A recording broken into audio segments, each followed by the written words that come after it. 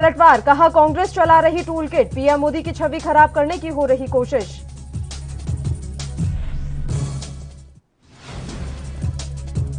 और दिल्ली में कोरोना का कहर जारी, दिल्ली में लगाए गए लॉकडाउन की वजह से झारखंड के प्रवासी मजदूर अपने गांव वापस जा रहे, बेरोजगार मजदूर हुए मजबूर।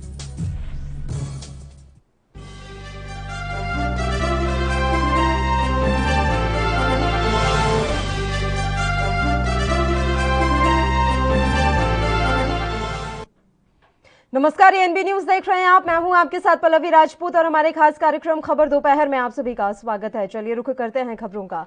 प्रधानमंत्री नरेंद्र मोदी ने मंगलवार को कोविड-19 महामारी पर नियंत्रण को लेकर 9 राज्यों के 46 जिलों के जिलाधिकारियों के साथ बैठक की।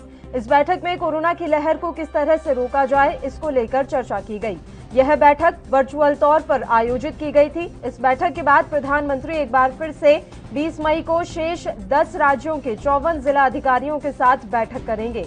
पीएमओ की ओर से दी गई जानकारी के अनुसार आज जिन जिलों के जिला अधिकारियों के साथ पीएम की बैठक हुई, उनमें कर्नाटक, बिहार, असम, चंडीगढ़, तमिलनाडु, उत्तराखंड, मध्य प्रदेश, गोवा, हिमाचल प्रदेश और दिल्ली के जिला अधिकारी शामिल हुए। बता दें कि देश में कोरोना संक्रमण की दूसरी लहर का प्रकोप जारी है और आज मौत के आंकड़े सर्वाधिक मिले हैं। इस बीच प्रधानमंत्री मोदी लगातार बैठकें कर रहे हैं और इसी क्रम में उन्होंने सोमवार को डॉक्टरों के एक समूह से बातचीत की थी।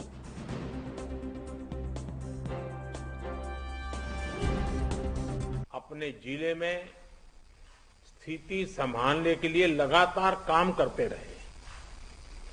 इससे जिले में अन्य लोगों का हौसला भी बढ़ा और आपसे प्रेरणा भी मिली। बहुत से ऐसे हैं जो कई कई दिनों तक घर नहीं जा पाए, अपने घर वालों से नहीं मिल पाए। कई लोगों ने अपने परिवार के अहम सदस्यों, अपने करीबियों को खोया भी है। इस मुश्किल के बीच आपने अपने कर्तव्य को सर्वोच्च प्राथमिकता दी है। अभी आपसे मैं कई साथियों से अपने अनुभव सुनने का मुझे अवसर मिला। वैसे मेरे सामने काफी लोग हैं, लेकिन हर एक को तो संभव नहीं हुआ है। लेकिन हर एक के पास कुछ न कुछ नया था, कुछ न कुछ इनोवेटिव था और अपने तरीके से रास्ते खोजे थे। और सफलता के लिए यही सबसे बड़ा काम का होता है कि आप मूलभूत विचार को कितना लोकलाइज बना करके सेट करके उसका उपयोग। तो प्रधानमंत्री नरेंद्र मोदी ने मंगलवार को कोविड-19 महामारी पर नियंत्रण को लेकर 9 राज्यों के 46 जिलों के जिला अधिकारियों के साथ बैठक की। इस बैठक में कोरोना की लहर को किस तरह से रोका जाए, इसकी चर्चा की गई। यह बैठक वर्चुअल तौर पर आयोजित की गई थी। इस बैठक के बाद प्रधानमंत्री एक बार फिर से 20 मई को शेष 10 राज्यों के 54 जिलाधिकारियों के साथ बैठक करेंगे। पीएमओ की ओर से दी गई जानकारी के अनुसार आज जिन जिलों के जिलाधिकारियों के साथ पीएम की बैठक हुई है, उनमें कर्नाटक, बिहार, असम, चंडीगढ़, तमिलनाडु, उत्तराखंड, मध्य प्रदेश, गोवा, हिमाचल प्रदेश और दिल्ली के जिलाधिकारी शामिल हुए।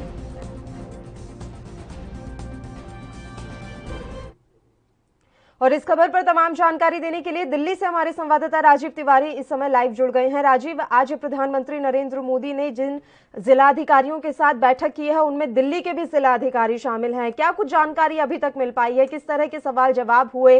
क्या कुछ चर्चा हुई? और दिल्ली के जिलाधिकारियों ने क्या कुछ जानकारी प्रधानमंत्री नरेंद्र मोदी के साथ आज साझा की है?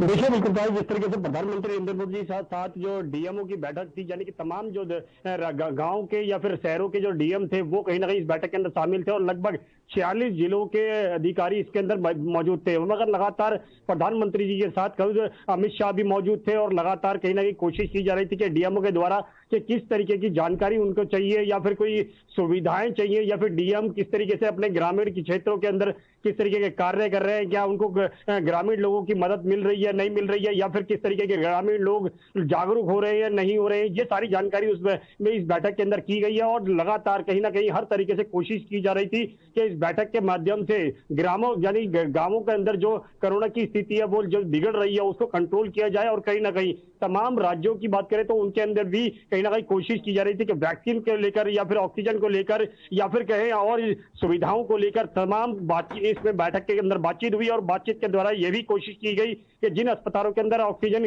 कैसे प्लांट नहीं है उनमें ऑक्सीजन प्लांट लगाए जाएंगे और जिनके अंदर ऑक्सीजन प्लांट लगा दिए गए हैं उनके अंदर भी सुविधाएं बढ़ाई जाएंगी, चाहे वो वैक्सीन को लेकर हो या फिर ऑक्सीजन को लेकर हो या फिर दवाइयों को लेकर हो या फिर मेडिकल डिपार्टमेंट की सुविधाओं को लेकर हो, मगर तमाम लोगों को सुविधाएं देने की कोशिश की जा रही है। और इस बैठक के अंदर साफ कर दिया कि दिल्ली के कह सकते हैं डीएम भी शामिल थे इसके अंदर, उसके उनको उन्होंने भी कहा कि दिल्ली के अंदर कहीं ना कहीं दिक्कतें आ रही हैं तो वो भी कहीं ना कहीं दूर की जाएगी।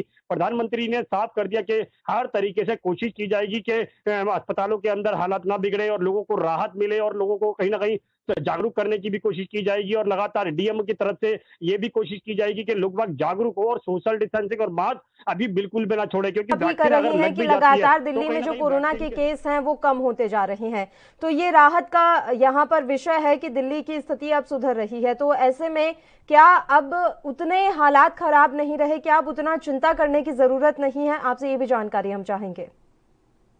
देखिए बिल्कुल सही कहा आपने। यहाँ पर बात करें दिल्ली की तो दिल्ली के अंदर अब हालात इतने खराब नहीं है जो पिछले कुछ दिनों के अंदर देखने को मिल रहे थे कि आप लगभग पिछले 24 घंटे के अंदर लगभग 4000 से थोड़े से ज्यादा है, जरूर आंकड़े हैं, मगर मरने वालों की संख्या की बात करें तो लगभग 300 से ज्यादा है, वो भी तो गिनती है उसके अंदर कहीं ना कहीं कटौती होनी चाहिए और लगातार कोशिश भी की जा रही है। मगर जिस तरीके से बात करें और राज्यों की या फिर ग्रामीण इलाकों की तो कहीं ना कहीं स्थिति जरूर बिगड़ी हुई है, मगर उनको भी संभालने की कोशिश की जा रही है और केंद्र सरकार निरंतर हर मूवमेंट पर गौर कर रही है, चाहे वो डीएम के द्वारा हो या फिर सीएमओ के द्वारा हो या फिर सीएम के द्वारा हो या फिर ग्रामीण ग्राउंड लेवल पे हो, हर तरीके से कोशिश की जा रही है लोगों को राहत मिले। मगर देखना होगा कि जो दूसरी बैठक होगी अब वो किस तरीके की होगी और ये पहली जो बैठक है इसके अंदर किस तरीके की रणनीति बनाई जाएगी, मगर साफ जाहिर है कहीं ना कहीं स्थिति को संभालने की पीएम के द्वारा कोशिश की जा रही है। इन सब के इतर हम आज ये तस्वीरें भी देख रहे थे कि दिल्ली से अब प्रवासी मजदूर एक बार फिर से पलायन करने लगे हैं।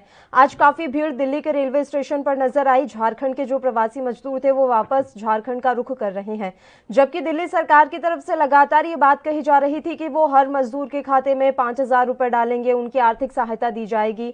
ऐसा कुछ तो होता हुआ नजर नहीं आ रहा। अगर वाकई में उनको आर्थिक सहायता दी जा रही होती तो ये वापस अपने घरों की ओर क्यों लौट रहे होते? राजीव, देखिए बिल्कुल सही कहा आपने। यहाँ पर बात करें दिल्ली की जो जनता की या फिर कहें जो प्रवासी मजदूर हैं जो रुके हुए थे अभी तक दिल्ली के अंदर, वो कहीं ना कहीं यही आशा में जो रुके हुए थे कि दिल्ली सरकार उनकी मदद करेगी और दिल्ली सरकार की तरफ से जैसे कहा गया था कि 5000 रुपए हर मजदूर को दी जाएंगे। मगर जिन मजदूरों का रजिस्ट्रेशन है, जिनको जो कंपनियों के अंदर कह सकते हैं काम कर रहे हैं, जिनका कार्ड बना हुआ है उनको तो दिए जाएंगे, मगर जिनका रजिस्ट्रेशन नहीं है दिल्ली के अंदर उनको नहीं मिल पाएंगे। तो कहीं ना कहीं प्रवासी मजदूर कोशिश कर रहे थे कि उनको सुविधाएं मिले, मगर अब वो सुविधाएं उनको मिलती नजर नहीं आ रही है और इसीलिए कहीं ना कहीं अब वो दिल्ली से पलायन करने के लिए मजबूर है और लगातार कोशिश कर रहे हैं अपने घर जाने के लिए और इसीलिए रेलवे स्टेशनों पर अब भीड़ देखने को मिल रही है। मगर जिस तरीके से दिल्ली सरकार ने कहा था कि इनको राशन दिया जाएगा, हर राशन कार्ड धारकों को राशन दिया जाएगा और कहीं ना कहीं टैक्सी ड्राइवर जो है या फिर ऑटो टैक्सी ड्राइवर जो है उनको 5-5 हजार रुपए दिएंगे, मगर घोषणाएं जरूर की गई थी मगर अभी तक कहीं ना कहीं पूरी तरीके से लागू नहीं हुई है धरातल पर। जी बिल्कुल राजीव, आप लगातार हमारे साथ जुड़े रहिए। इस समय गणेश तिवारी भी हमारे साथ लाइव जुड़ गए हैं मध्य प्रदेश से, हमारे संवाददाता। गणेश, आज मध्य प्रदेश के जितने जिला अधिकारी हैं वो प्रधानमंत्री के साथ वर्चुअल मीटिंग में हिस्सेदार रहे, उनकी मीटिंग हुई है आज पीएम के साथ। क्या कुछ जानकारी अभी तक इस मीटिंग को लेकर मिल पा रही है? जिला अधिकारियों के साथ क्या संवाद हुआ, किस तरह की जानकारी पीएम के साथ साझा की गई, पीएम ने उन्हें क्या निर्देश दिए, तमाम जानकारी हम आपसे चाहेंगे। गणेश, देखिए पल्लवी, सबसे पहले तो प्रधानमंत्री नरेंद्र मोदी की बात है तो लगातार जो है कोरोना समीक्षा बैठक जो है प्रधानमंत्री नरेंद्र मोदी कर रहे हैं, क्योंकि कोरोना का संक्रमण लगातार जो है देश और प्रदेश में लगातार बढ़ता नजर आ रहा था, जिसको लेकर प्रधानमंत्री मोदी लगातार, चाहे वो मुख्यमंत्री हो, प्रदेश के मुख्यमंत्री हो या फिर आम जनता हो या जिला कलेक्टर हो, उनसे लगातार जो है संवाद कर रहे हैं। इसी को लेकर अब प्रधानमंत्री नरेंद्र मोदी ने आज करीब 8 राज्यों के और 2 केंद्र शासित राज्यों के जिला कलेक्टरों से करीब 46 जिला अधिकारियों से प्रधानमंत्री नरेंद्र मोदी ने वर्चुअल मीटिंग की है, जिसके तहत उन्होंने कोरोना की रोकथाम की बात करें उनको लेकर बात की है। साथ ही उन्होंने प्रधानमंत्री नरेंद्र मोदी ने जो जिला अधिकारी हैं उनको एक विंग कमांडर भी घोषित किया है, क्योंकि जिला अधिकारियों का साफ तौर पर प्रधानमंत्री नरेंद्र मोदी का कहना है कि लगातार जो है जिला अधिकारी इस अभियान में सम्मिलित हैं और उनके हाथ पे ही पूरे अलग अलग जिलों की जिम्मेदारियां उनके हाथ में ही होती है। कोरोना का संक्रमण लगातार जिस कदर बढ़ता नजर आ, हालांकि अभी अगर वर्तमान की बात करें तो जरूर कोरोना कहीं ना कहीं एक तरह से कम नजर आ रहा है, आंकड़े जो है कम नजर आ रहे हैं। तो उसी को लेकर प्रधानमंत्री नरेंद्र मोदी ने एक समीक्षा बैठक की, साथ ही उन्होंने कई अहम मुद्दों पर भी जिला अधिकारियों से बात की है। इन 46 जिला अधिकारियों में आपसे मध्य ये प्रदेश भी के जानकारी हम चाहेंगे गणेश, जिस तरह से ग्रामीण इलाकों में इन दिनों कोरोना ज्यादा तेजी से अपने पांव पसार रहा है, तो उसको लेकर क्या कुछ बातचीत हुई? ये जिला अधिकारियों के लिए भी काफी टेंशन वाली बात है, उनके ऊपर भी काफी भार अब बढ़ गया है कि किस तरीके से ग्रामीण अंचलों में कोरोना का संक्रमण फैलने से रोका जाए, क्योंकि वहां पर स्वास्थ्य सुविधाएं उतनी बेहतर नहीं होती, उतनी मजबूत स्थिति में नहीं होती। तो इसको लेकर क्या कुछ चर्चा हुई और जिला अधिकारी किस तरीके से काम कर रहे हैं ताकि ग्रामीण इलाकों को बचाया जा सके? गणेश, सबसे पहली बात अगर पल्लवी बात करें तो सबसे बड़ी चुनौती जो है ग्रामीण क्षेत्रों के लिए ही है, क्योंकि ग्रामीण क्षेत्रों की अगर बात करें तो वहां पर जो सुविधाएं हैं, जो मूलभूत सुविधाएं कोरोना को लेकर है, वो नहीं हो पाती है। इसी को लेकर प्रधानमंत्री नरेंद्र मोदी ने जिला अधिकारियों से बात की है और सबसे अहम उन्होंने अगर बात करें तो ग्रामीण क्षेत्रों के लिए ही बात की है। उन्हें सबसे ज्यादा वैक्सीनेशन को लेकर जोर दिया है, साथ ही लोगों को, ग्रामीण क्षेत्र के जो लोग हैं उनको जागरूक करने की बात कही है, और साथ ही जो ब्लॉक स्तर पर है, पंचायत स्तर पर है, वहां पर जो कोविड की सुविधाएं हैं उनको मुहैया कराने की बात प्रधानमंत्री नरेंद्र मोदी ने की है। तो साफ तौर पर यहाँ पर जिस कदर जो है कोरोना जिला क्षेत्र पे तो था ही, अब संक्रमण जो है ग्रामीण क्षेत्र पे लगातार बढ़ रहा है, पर ग्रामीण क्षेत्र पे वो सुविधाएं नहीं मूलभूत हो पा रही हैं जो जिला क्षेत्र पर हो पा रही हैं। तो इसको लेकर प्रधानमंत्री नरेंद्र मोदी ने सख्त हिदायत दी है कि ग्रामीण क्षेत्रों पे अभी वर्तमान में सबसे ज्यादा जोर देने की जरूरत है, लोगों को जागरूक करने की सबसे ज्यादा जरूरत है, और जो वैक्सीनेशन को लेकर ग्रामीण क्षेत्रों में भ्रांतियां हैं उनको भी दूर करने की प्रधानमंत्री नरेंद्र मोदी ने जिला कलेक्टरों से उनकी टीम के हिसाब से एक बैठक बनाकर और लोगों को जागरूक करने की बात कही है। जी पल्लवी, बिल्कुल, कोशिशें यहाँ पर पूरी तरीके से जारी हैं कि इस जंग को हम जीत ले। राजीव, आखिरी सवाल है आपसे, अब आने वाले दिनों में एक बार फिर से प्रधानमंत्री की तरफ से बैठक आयोजित की जाएगी जो अभी बचे हुए राज्य हैं उनके जिला अधिकारियों के साथ। अब सवाल ये है कि जब लगातार प्रधानमंत्री इतनी सक्रियता दिखा रहे हैं, भले ही देर से सही, लेकिन अब वो सक्रियता दिखा रहे हैं, उसके बावजूद दिल्ली की सियासत इस समय अपने चरम पर है। हम देख रहे हैं कि रोजाना गांधी परिवार की तरफ से या कांग्रेस के किसी ना किसी नेता की तरफ से कोई ना कोई ट्वीट किया जाता है और सरकार पर निशाना साधा जाता है। क्या वाकई में यहां सिर्फ देश की और प्रधानमंत्री की छवि धूमिल करने का प्रयास किया जा रहा है? राजीव, देखिए बिल्कुल भाई, जिस तरीके से बात करें प्रधानमंत्री की, बिल्कुल प्रधानमंत्री संज्ञान ले रहे हैं और लगातार बैठक की जा रही है, हर मूवमेंट पे गौर किया जा रहा है, मगर कहीं ना कहीं केंद्र सरकार की तरफ से कहें या प्रधानमंत्री की तरफ से कहें, देरी जरूर की है, मगर देरी के साथ साथ कहीं ना कहीं स्थिति को आप संभालने की कोशिश भी की जा रही है। मगर बात करें दिल्ली की, तो दिल्ली के अंदर राजनीति बिल्कुल चरम पर है, क्योंकि जिस तरीके से कांग्रेस पार्टी की बात करें, आम आदमी पार्टी की बात करें या फिर भाजपा की बात करें, तीनों ही पार्टियां एक दूसरे के ऊपर आरोप लगाती नजर आ रही हैं। क्या कांग्रेस पार्टी की तरफ से कहा जाता है कि आम आदमी पार्टी जो है, यानी कि दिल्ली के मुख्यमंत्री जो है, वो दिल्ली की स्थिति को संभाल नहीं पा रहे हैं, उसके लिए भाजपा जिम्मेवार है और आम आदमी पार्टी भी जिम्मेवार है। भाजपा की तरफ से कहा जा रहा है कि आम आदमी पार्टी जिम्मेवार है, मगर कहीं ना कहीं जिम्मेवारी तीनों ही की बनती है, क्योंकि तीनों ही कहीं ना कहीं अपने अपने किरदारों में बैठे हुए हैं। क्योंकि दिल्ली के जो मुख्यमंत्री है वो अरविंद केजरीवाल है, वो आम आदमी पार्टी से है, भाजपा के जो प्रधानमंत्री हैं नरेंद्र मोदी जी, वो भाजपा के हैं, तो कहीं ना कहीं उनकी भी जिम्मेवारी बनती है। मगर कहीं ना कहीं विपक्ष की भी जिम्मेवारी बनती है कि जनता को कहीं ना कहीं जागरूक किया जाए, जनता को यह समझाया जाए कि सोशल डिस्टेंसिंग का पालन करें, मास्क का यूज करें, और कहीं ना कहीं जो अस्पतालों के अंदर बिगड़ी हुई स्थिति है उसको कंट्रोल करने की कोशिश की जाए, क्योंकि जनता सभी को वोट देती है और कहीं ना कहीं जनता का जो दायित्व होता है वो कहीं ना कहीं सरकारों की तरफ बनता है, और सरकार कहीं ना कहीं उनके लिए भी जनता के बारे में सोचे। मगर कहीं ना कहीं राजनीति जरूर की जा रही है, क्योंकि अभी तक दिल्ली के अंदर 18 साल से ऊपर के जो लोग हैं उनके कहीं ना कहीं उनके लिए भी अभी तक प्रॉपर इंतजाम नहीं किए गए वैक्सीन को लेकर, और कहीं ना कहीं उसके अंदर भी राजनीति की जा रही है। और जिस तरीके से अब तीसरी लहर की बात की जा रही है कि तीसरी लहर जो है वो बच्चों के लिए घातक बताई जा रही है, मगर कहीं ना कहीं तीसरी लहर के लिए हमें अभी से इंतजाम करने होंगे, तब जाकर स्थितियों को हम आने वाले इस समय में सुधार पाएंगे। आप दोनों का ही शुक्रिया अदा करना चाहूंगी, तमाम जानकारी देने के लिए आप हमारे साथ जुड़े। और फिलहाल खबर दोपहर में एक छोटे से ब्रेक के लिए रुक रहे हैं, आप देखते रहिए ANB न्यूज।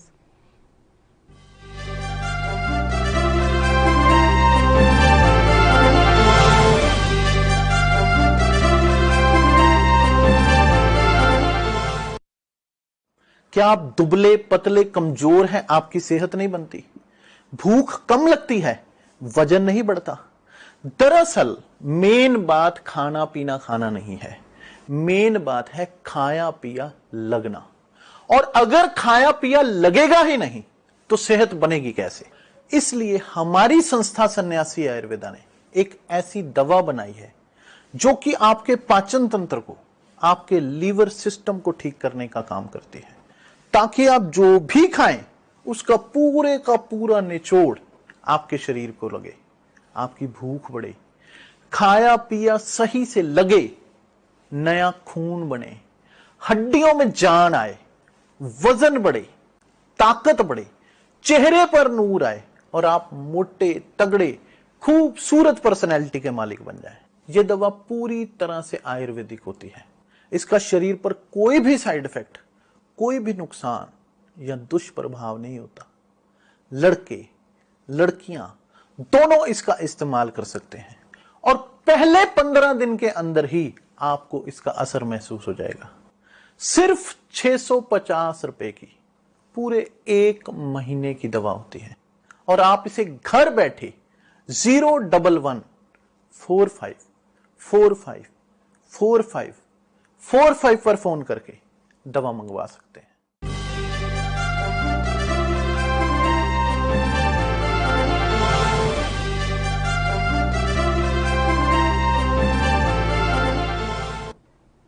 ब्रेक के बाद एक बार फिर से आप सभी का स्वागत है। बढ़ते हैं कुछ और खबरों की ओर। केंद्रीय मंत्री संजीव बालियान के भाई की कोरोना से मौत हो गई है।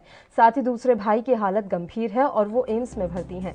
मृतक जितेंद्र बालियान केंद्रीय मंत्री के तेहरे भाई हैं। जितेंद्र हाल ही में संपन्न हुए पंचायत चुनाव में गांव कुडबी के प्रधान बने थे। पिछले कई दिनों से वो ऋषिकेश एम्स में भर्ती थे। बता दें कि केंद्रीय मंत्री संजीव बालियान का परिवार पंचायत चुनाव के बाद कोरोना संक्रमित हुआ था। वहीं अब परिवार में कोहराम मचा हुआ है। केंद्रीय मंत्री संजीव बालियान की करीबियों ने जितेंद्र बालियान की मौत की पुष्टि की है।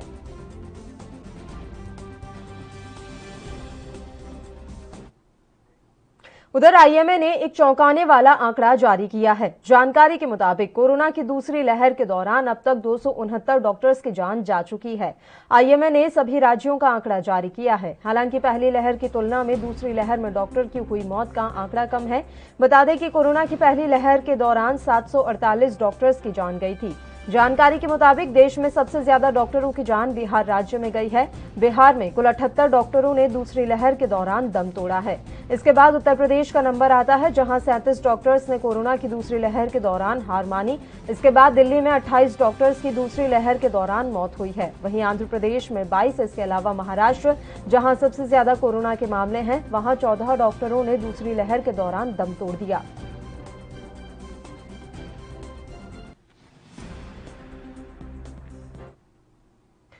तो कोरोना की इस लड़ाई में भगवान का रूप बनकर सामने आए फ्रंटलाइन वर्कर्स डॉक्टर्स के लिए ये जंग अब भारी साबित होती दिखाई दे रही है। बीते दिन ही 50 डॉक्टर्स ने अपनी जान गंवा दी, तो वहीं अब तक कुल 1000 डॉक्टर्स कोरोना की इस जंग से हार चुके हैं।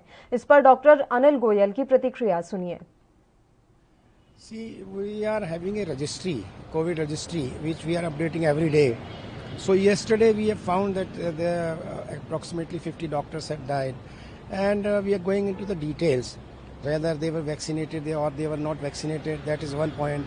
Second part is how many comorbidities were there with him. But we are seeing in this second wave, even the young doctors are dying. You have seen that in the GTB hospital, one house surgeon who just got this test done and he just died because of intracranial hemorrhage. So disease is such that it is not sparing even the young doctors.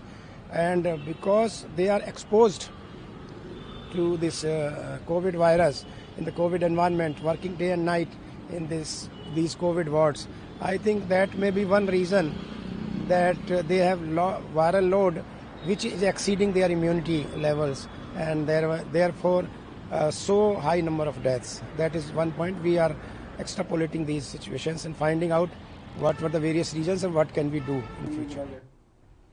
Delhi में corona का कहर जारी है। Corona के चलते सामान्य जनजीवन बुरी तरह से प्रभावित हुआ है। वहीं राजधानी दिल्ली में लगाए गए लॉकडाउन की वजह से झारखंड के प्रवासी मजदूर अपने गांव वापस जा रहे हैं। झारखंड से आए एक प्रवासी मजदूर ने बताया कि कंपनी बंद हो गई है, कमरे का किराया, राशन के पैसे और घर पैसे भेजने ही हैं। जब कमाई नहीं होगी तो क्या खाएं और क्या भेजें। सुबोध मंडल है। कहाँ से हैं? हम झारखंड से हैं। अभी आप कहाँ जा रहे हैं? अभी हम पटना जा रहे हैं आनंद विहार से, उसके बाद उधर जाएंगे झारखंड। डायरेक्ट ट्रेन नहीं मिल रही है।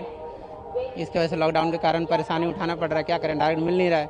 2 जगह टिकट बनवाए, परेशानी तो है ही। अब क्या बोले, कंपनी बंद हो गई हमारी, ये फरीदाबाद में, विक्टोरिया में। जी, कैसे गुजारा हो रहा है? गुजारा तो दिक्कत ही है, लेकिन मैडम क्या किया जाए, अब गरीब आदमी का तो है ही। यहीं से आनंद विहार से जा रहे हैं, कहाँ जा रहे हैं? आरा जाएंगे। आपका घर है वहाँ पे? घर है वहाँ पे आपका? हाँ हाँ। तो यहाँ से क्यों जा रहे हैं? अब आंटी अब यहाँ काम बंद हो गया, गरीब आदमी, माँ का बहुत सीरियस इमरजेंसी है, लॉकडाउन लग गया, जब नहीं है, अब जा रहे हैं मजबूरी में। अभी हाल में अभी अबे किए हैं, पैसा दिक्कत है। अब मैं अकेला हूँ, माँ का एकदम लास्ट पोजीशन सीरियस है, हॉस्पिटल में पड़ी है, तो जाना तो पड़ेगा। मैं अभी कैसे गुजारा कर रहे हैं? कैसे गुजारा कर रहे हैं, यहाँ भी खाने पीने का प्रॉब्लम है, कंपनी बंद है, अब कितने दिन भूखे रहेंगे, इसलिए मैं अब सोचा घर।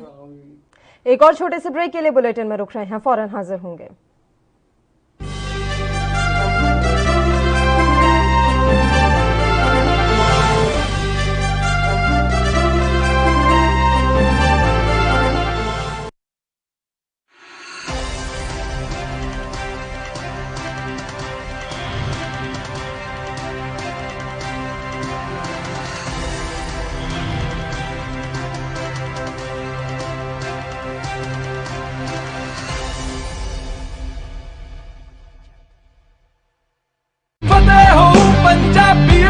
ਕੈਪਟਨ ਅਮਰਿੰਦਰ ਸਿੰਘ ਜੀ ਦੀ ਅਗਵਾਈ ਵਾਲੀ ਪੰਜਾਬ ਸਰਕਾਰ ਦੀ ਕੋਰੋਨਾ ਫਤਿਹ ਕਿੱਟ ਅੱਜ ਇਕਾਂਤਵਾਸ ਮਰੀਜ਼ਾਂ ਲਈ ਸਾਬਿਤ ਹੋ ਰਹੀ ਕਾਰਗਰ। ਇਸ ਕਿੱਟ ਦੇ ਵਿੱਚ ਕੋਰੋਨਾ ਮਰੀਜ਼ਾਂ ਲਈ ਜ਼ਰੂਰੀ ਦਵਾਈਆਂ, ਕਾੜੇ ਸਮੇਤ ਆਕਸੀਜਨ ਦੀ ਜਾਂਚ ਕਰਨ ਲਈ ਪਲਸ ਆਕਸੀਮੀਟਰ ਤੇ ਡਿਜੀਟਲ ਥਰਮੋਮੀਟਰ ਮੌਜੂਦ ਹਨ। ਜੇਕਰ ਤੁਹਾਨੂੰ ਵੀ ਕੋਰੋਨਾ ਹੈ ਤਾਂ ਤੁਸੀਂ ਆਪਣੇ ਘਰ ਵਿੱਚ ਇਕਾਂਤਵਾਸ ਹੋ ਤਾਂ ਹੁਣੇ 104 ਹੈਲਪਲਾਈਨ ਨੰਬਰ ਤੇ ਕਾਲ ਕਰੋ। ਕੋਰੋਨਾ ਫਤਿਹ ਕਿੱਟ ਤੁਹਾਨੂੰ ਤੁਹਾਡੇ ਘਰ ਤੱਕ ਪਹੁੰਚਾਈ ਜਾਵੇਗੀ। हिदायतां दी पालना करो। आओ कोरोना ते करिए फतेह, यही है साडा मिशन फतेह।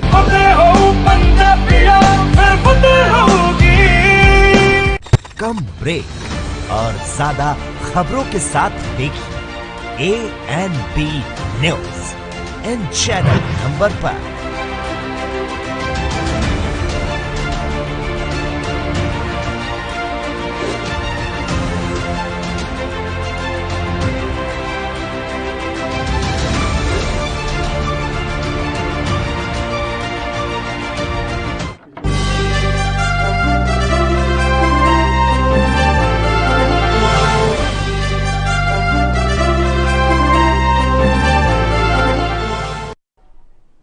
ब्रेक के बाद एक बार फिर से आप सभी का स्वागत है और पंजाब से इस वक्त की बड़ी खबर आ रही है। पंजाब से इस वक्त की बड़ी खबर ANB न्यूज पर इस समय आप देख रहे हैं। पंजाब के मुक्तसर में कोरोना बम फूट पड़ा है। बड़ी जानकारी मुक्तसर से। मुक्तसर के गांव भूंदड़ में कोरोना का कहर साफ तौर पर दिखाई दे रहा है। ये बड़ी जानकारी हम आप तक पहुंचा रहे हैं पंजाब से। गांव में एक साथ 116 लोग कोरोना संक्रमित पाए गए हैं। जिला प्रशासन ने फिलहाल पूरे गांव को एहतियाती तौर पर सील कर दिया है। पंजाब के मुक्तसर से इस वक्त की बड़ी खबर ANB न्यूज पर इस समय आप देख रहे हैं। यहां पर कोरोना का बम फूटा है। एक साथ 116 लोग संक्रमित पाए गए हैं। भूंदड़ गांव की आबादी 3700 के करीब है और लगभग 700 सैंपल लिए गए, जिसमें से 116 व्यक्तियों की कोरोना रिपोर्ट पॉजिटिव आने के बाद पूरे इलाके में डर का माहौल बन गया है। इससे पहले भी इसी गांव के 40 व्यक्ति कोरोना पॉजिटिव आ चुके हैं। फिलहाल पुलिस प्रशासन की तरफ से पूरे गांव को सील कर दिया गया है। एहतियाती तमाम कदम इस गांव के लिए उठाए जा रहे हैं। श्री मुक्तसर साहिब के पहला सेहत केंद्र दोदा और हल्का गिद्दड़ बह में भूंदड़ गांव की आबादी 3700 के करीब है। लगभग 700 सैंपल लिए गए थे इस गांव से, जिसमें से 116 लोग कोरोना पॉजिटिव पाए गए हैं। 116 व्यक्तियों की कोरोना रिपोर्ट पॉजिटिव आने के बाद पूरे इलाके में डर का माहौल बन गया है। इससे पहले भी इसी गांव के 40 व्यक्ति कोरोना पॉजिटिव आ चुके हैं।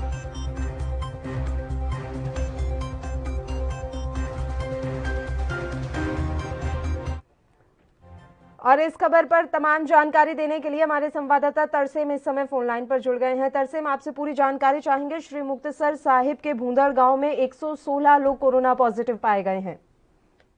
जी पल्लवी, बताना चाहूंगा कि यहाँ पिछले काफी दिनों से पहले इस छोटे से गांव की आबादी 3700 लोगों की है, जिनमें से 700 के सैंपल लिए गए थे। पहले 40 पॉजिटिव आए थे, लेकिन कल शाम जब रिपोर्ट आई तो 116 पॉजिटिव आए हैं।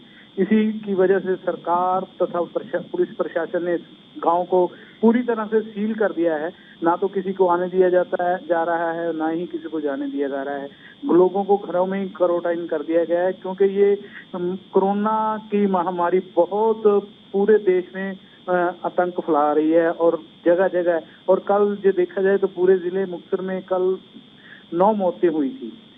जी तरसेम, एक जानकारी और हम आपसे चाहेंगे, जो 116 लोग कोरोना पॉजिटिव आए हैं, क्या उनमें से किसी को अस्पताल में दाखिल करवाया गया है या सभी होम आइसोलेशन में है और होम आइसोलेशन में ही उनका इलाज चल रहा है?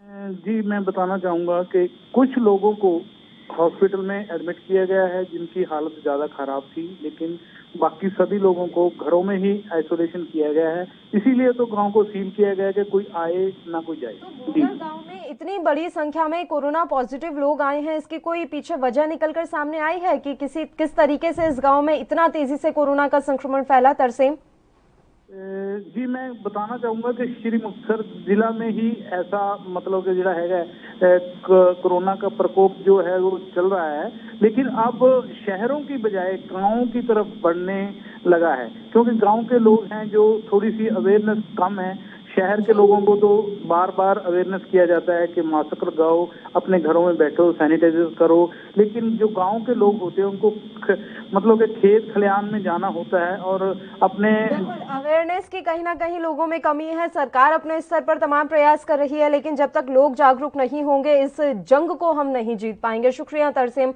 तमाम जानकारी देने के लिए आप हमारे साथ जुड़े। खबर दोपहर में खबरों का सिलसिला लगातार यूं ही जारी रहेगा। एक छोटे से ब्रेक के लिए यहां रुक रहे हैं, फौरन हाजिर होंगे।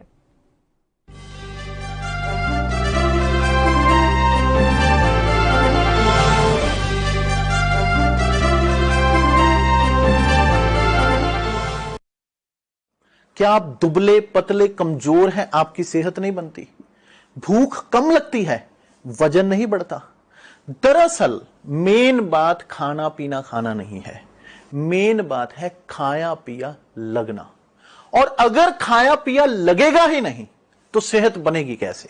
इसलिए हमारी संस्था सन्यासी आयुर्वेदा ने एक ऐसी दवा बनाई है जो कि आपके पाचन तंत्र को, आपके लीवर सिस्टम को ठीक करने का काम करती है, ताकि आप जो भी खाएं उसका पूरे का पूरा निचोड़ आपके शरीर को लगे, आपकी भूख बढ़े, खाया पिया सही से लगे, नया खून बने, हड्डियों में जान आए, वजन बढ़े, ताकत बढ़े, चेहरे पर नूर आए और आप मोटे तगड़े खूबसूरत पर्सनैलिटी के मालिक बन जाएं।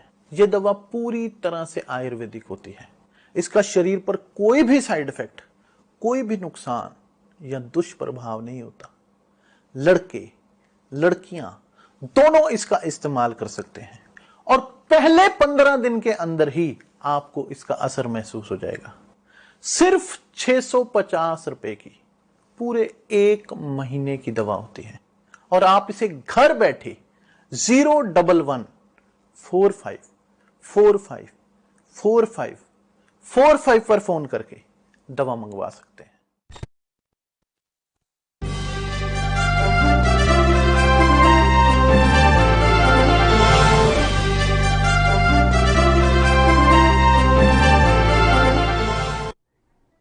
ब्रेक के बाद एक बार फिर से आप सभी का स्वागत है। बढ़ते हैं खबरों की ओर। उत्तर प्रदेश से कोरोना को लेकर राहत भरी खबर सामने आ रही है। यूपी में लगातार कोरोना के मामलों में गिरावट देखने को मिल रही है। पिछले 24 घंटे में 8,737 नए कोरोना के केस सामने आए हैं। कल के केसों के मुकाबले आंकड़ों में कमी देखने को मिल रही है। आपको बता दें कि यूपी का रिकवरी रेट अब 90% से भी ज्यादा हो गया है।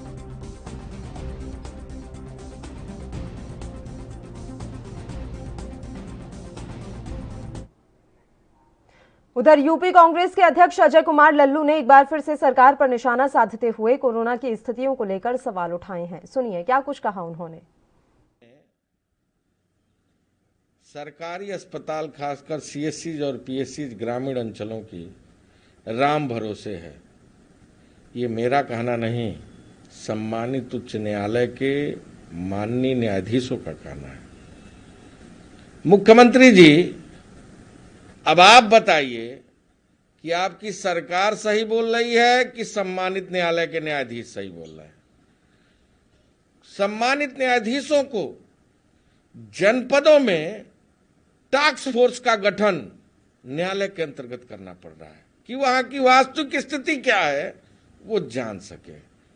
अब भी अगर झूठ, आंकड़ों की बाजीगरी और उत्तर प्रदेश के लोगों के जान जीवन से लेना देना है, मतलब है, तो निश्चित तौर से सच का सामना करिए, आलोचना का सामना करते हुए बिगड़ी हुई व्यवस्था को बनाने के बारे में चिंतन करिए, उस पर कार्य करिए। हेडिंग मैनेजमेंट से, पीआर से उत्तर प्रदेश नहीं संभल सकता। लोगों का जान जीवन बचाइए योगी। ये अपने आप में एक चिंतनीय विषय है। जो लोग हमारी रक्षा करने के लिए रात दिन मेहनत कर रहे हैं, अपने जान को पूरी तरह खतरे में डालकर कहीं ना कहीं ऐसे तमाम स्वास्थ्यकर्मी, पुलिसकर्मी, शिक्षाकर्मी और सफाई कर्मी, ऐसे तमाम लोग और खासकर निरंतर सेवा करने वाले लोग जान गंवा रहे हैं।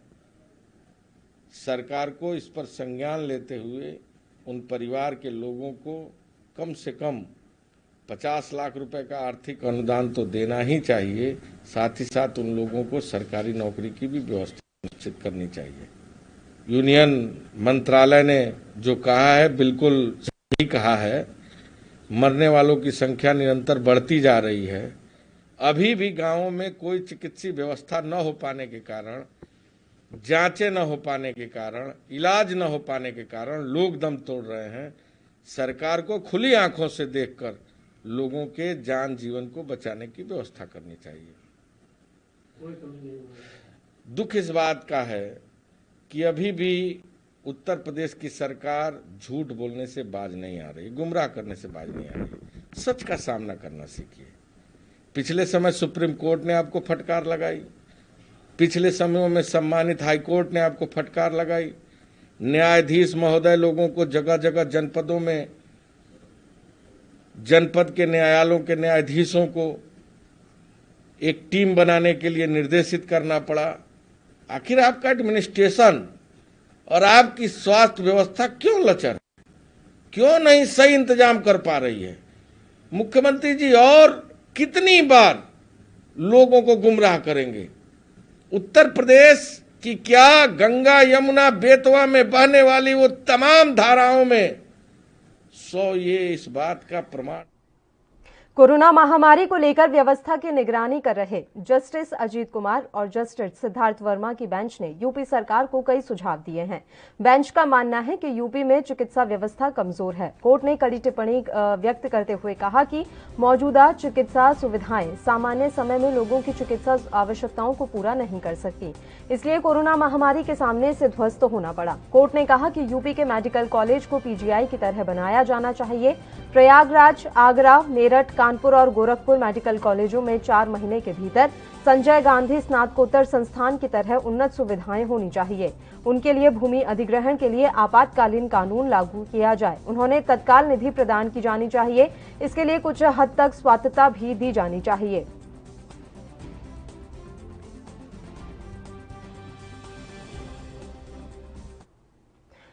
लखनऊ से सपा के प्रवक्ता अनुराग भदौरिया ने कोरोना की स्थिति को लेकर सरकार पर निशाना साधा है। अनुराग भदौरिया ने कहा है कि सरकार शवों पर झूठ बोल रही है।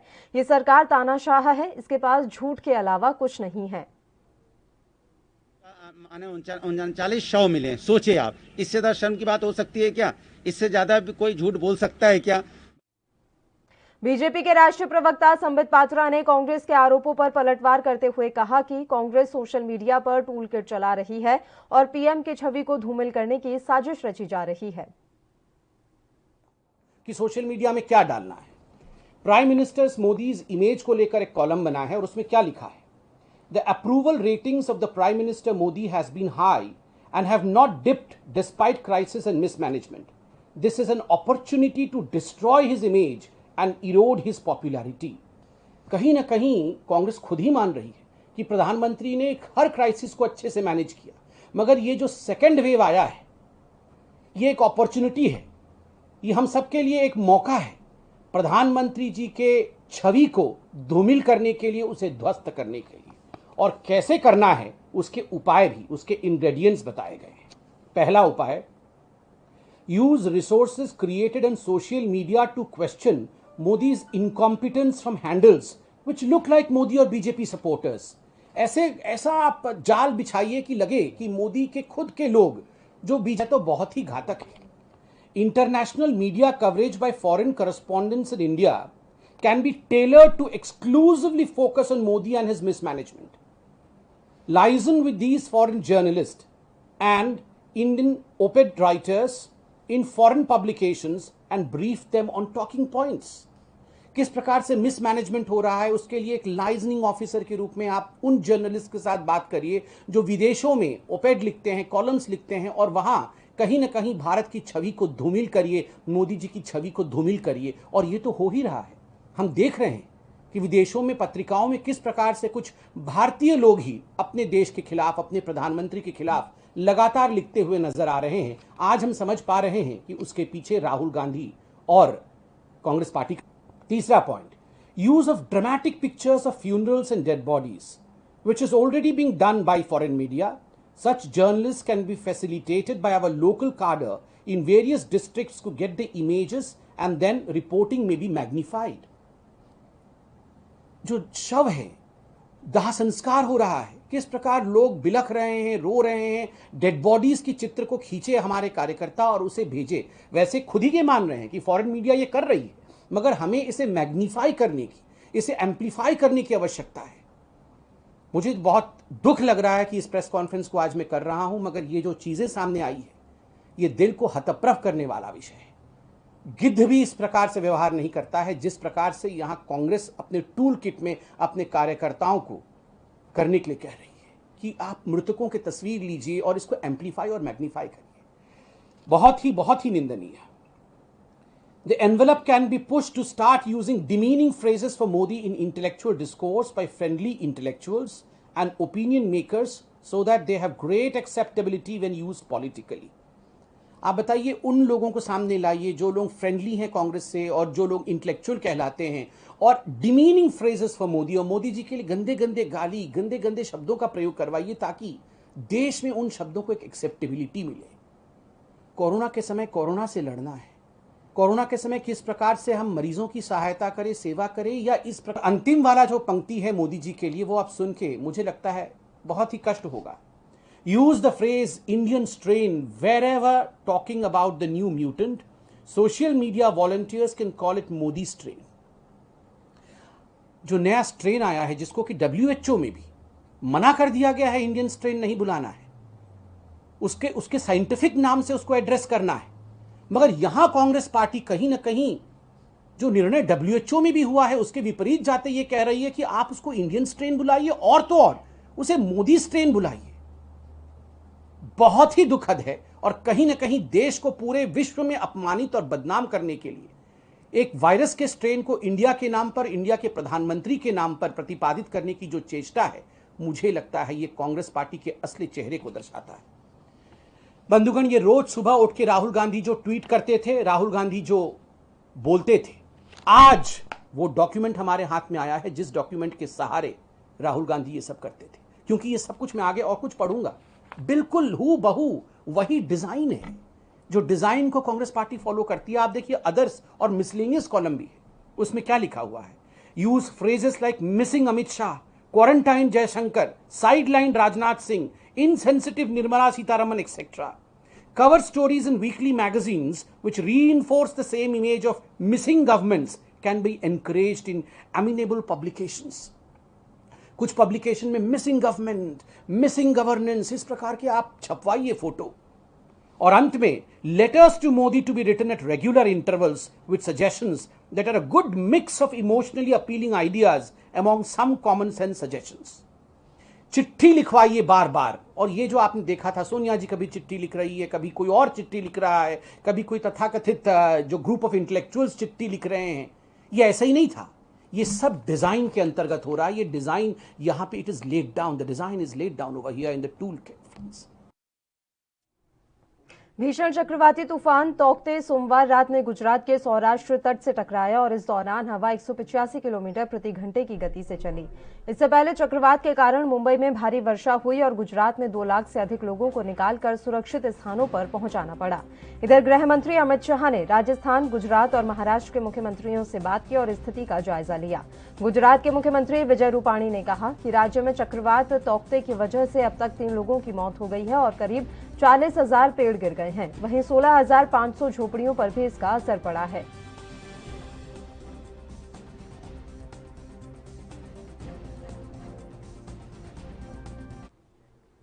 कई राज्यों में तौकते तूफान ने तबाही मचा दी है। एनडीआरएफ गांधीनगर के डिप्टी कमांडेंट रणविजय कुमार सिंह ने कहा कि गुजरात के ऊना और अमरेली के इलाकों में हवा की रफ्तार बहुत ज्यादा थी, इसलिए काफी सड़कें ब्लॉक हो गई हैं। जिला प्रशासन और एनडीआरएफ की टीम नुकसान का जायजा ले रही है और मदद कर रही है।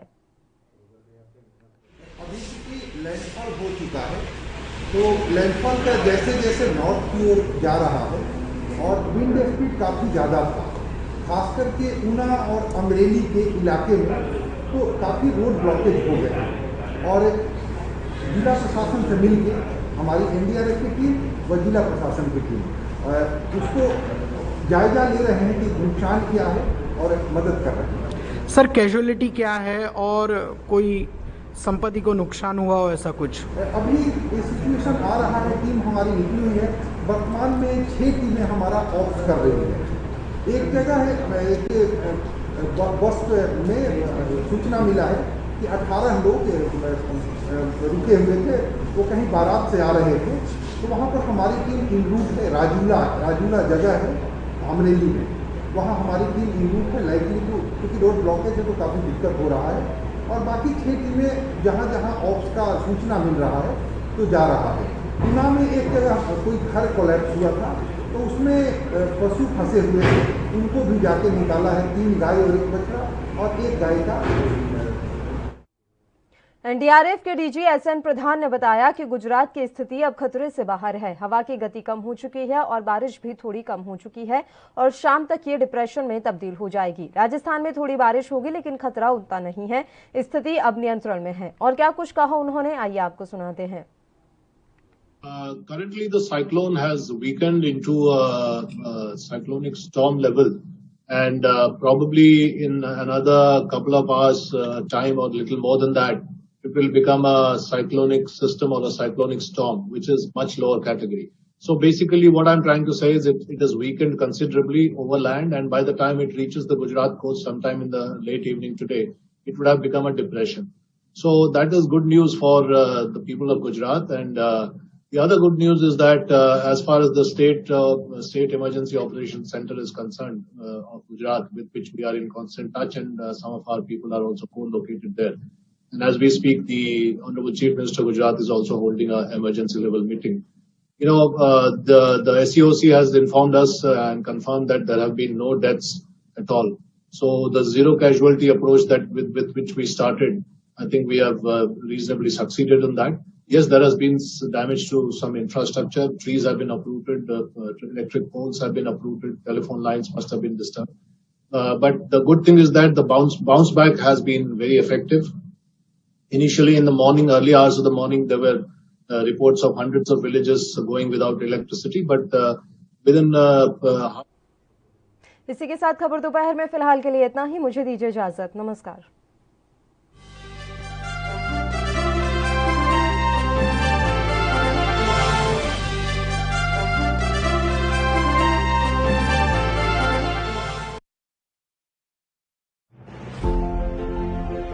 To honor the contribution of private schools in Punjab, the Federation of Private Schools and Associations of Punjab is organizing the first of its kind FAP State Awards. The awards are aimed at rewarding private schools across Punjab excelling on variant parameters from infrastructure, teaching quality, cleanliness, facilities and more. The award categories are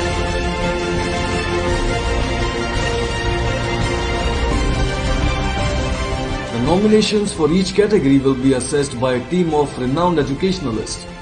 The final call will be made after undergoing a professional and transparent evaluation process. All the school applicants will be given appreciation award for their contribution to educational growth in Punjab. The FAP State Awards are open to all private schools of FAP Punjab and the entry is free of cost. Last date to apply is 20th May.